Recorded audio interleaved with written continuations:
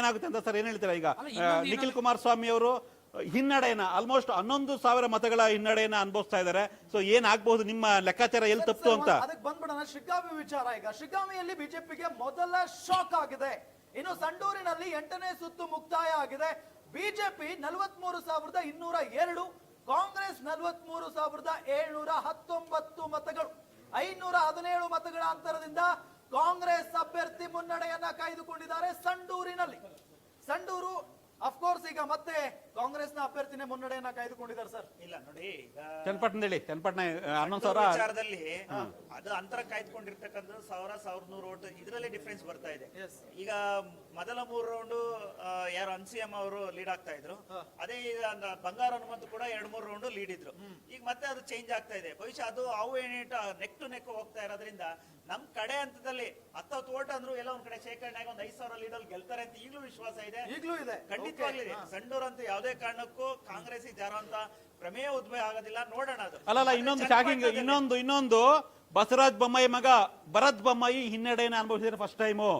So ಅಂದ್ರೆ ರಾಜ್ಯದ 3 ವಿಧಾನಸಭಾ ಕ್ಷೇತ್ರ ಸಂಡೂರು, ಚನ್ನಪಟ್ಟಣ ಮತ್ತೆ ಶಿಗ್ಗಾವಿ, ಈ 3ರಲ್ಲೂ ಕೂಡ ಕಾಂಗ್ರೆಸ್ ಅಭ್ಯರ್ಥಿಗಳು ಮುನ್ನಡೆಯನ್ನು ಪಡ್ಕೊಂಡಿದ್ದಾರೆ. ಏನಾಗಿದೆ ಚನ್ನಪಟ್ಟಣ ವಿಚಾರದಲ್ಲಿ ಬಂದ್ರೆ ಏನಾಗಿದೆ ಸರ್, ನಗರ ಪ್ರದೇಶದಲ್ಲಿ ಸುಮಾರು 20-22 ಬೂತ್ ಅಷ್ಟು ಮುಸ್ಲಿಂ ಸಮುದಾಯ ಡಾಮಿನೇಷನ್ ಇರ್ತಕ್ಕಂಥದ್ದು. ಸುಮಾರು ಅಲ್ಲಿ 100% ವೋಟಿಂಗ್ ಅಂತೂ ಆಗಿರುತ್ತೆ. ಯಾಕೆಂದ್ರೆ ಏನು 20-22 ಬೂತ್ ಅಲ್ಲಿ ನನಗೆ ಮಾಹಿತಿ ಇರ್ತಕ್ಕಂಥದ್ದು 97% ವರೆಗೂ ವೋಟಿಂಗ್ ಆಗಿರ್ತಕ್ಕಂಥ ಒಂದು ಮಾಹಿತಿ ಇದೆ. ಅಲ್ಲಿ ಹೆಚ್ಚಿನದಾಗಿ ಏನಾಗಿದೆ ಅಂದ್ರೆ ಕಾಂಗ್ರೆಸ್ಗೆ ಮತ ಹಾಕಿರೋದ್ರಿಂದ ಬಹುಶಃ ಅವ್ರು ಲೀಡ್ ಬಂದಿದೆ. ಈಗ ಇದರಲ್ಲಿ ಚನ್ನಪಟ್ಟಣದಲ್ಲಿ ಸುಮಾರು 10,000-11,000 ಲೀಡ್ ಆದ್ರೂ ಇನ್ನು ಉಳಿತಕ್ಕಂತ ಗ್ರಾಮೀಣ ಭಾಗದಲ್ಲಿ ಒಂದು 15 ಪಂಚಾಯತಿಗಳು ಬರ್ತವೆ. 15 ಪಂಚಾಯತಿಗಳು ಸುಮಾರು 1-1.25 ಲೀಡ್ ಅಂದ್ರು ಬಹುಶಃ ಮತ್ತೆ ಅದು ರೀಗೈನ್ ಮಾಡುವಂತ ನಿಖಿಲ್ ಕುಮಾರಸ್ವಾಮಿಗೆ ಎಲ್ಲಾ ಅವಕಾಶ ಇದೆ. ಈಗ ನಗರ ಪ್ರದೇಶದಲ್ಲಿ ಏನ್ ಮುಸ್ಲಿಂ ಸಮುದಾಯ ಒಂದು ಕಾಂಗ್ರೆಸ್ಗೆ ಮತ ಹಾಕಿರೋದ್ರಿಂದ ಬಹುಶಃ ಬದಲಾವಣೆ ಆಗುತ್ತೆ ಅನ್ನೋದು ನಮ್ಗೆ ವಿಶ್ವಾಸ ಇದೆ. ನಗರ ಪ್ರದೇಶದಲ್ಲಿ 20-21 ಬೂತ್ ಮೇಜರ್ ಆಗಿರ್ತಕ್ಕಂಥದ್ದು ಮುಸ್ಲಿಂ ಸಮುದಾಯ, ಅಲ್ಲಿ ಲೀಡ್ ಆಗುವಂತ ಸಾಧ್ಯತೆಗಳು ನಮ್ಗೆ ಎಕ್ಸ್ಪೆಕ್ಟೇಷನ್ ಇತ್ತು, ಅದಾಗಿದೆ.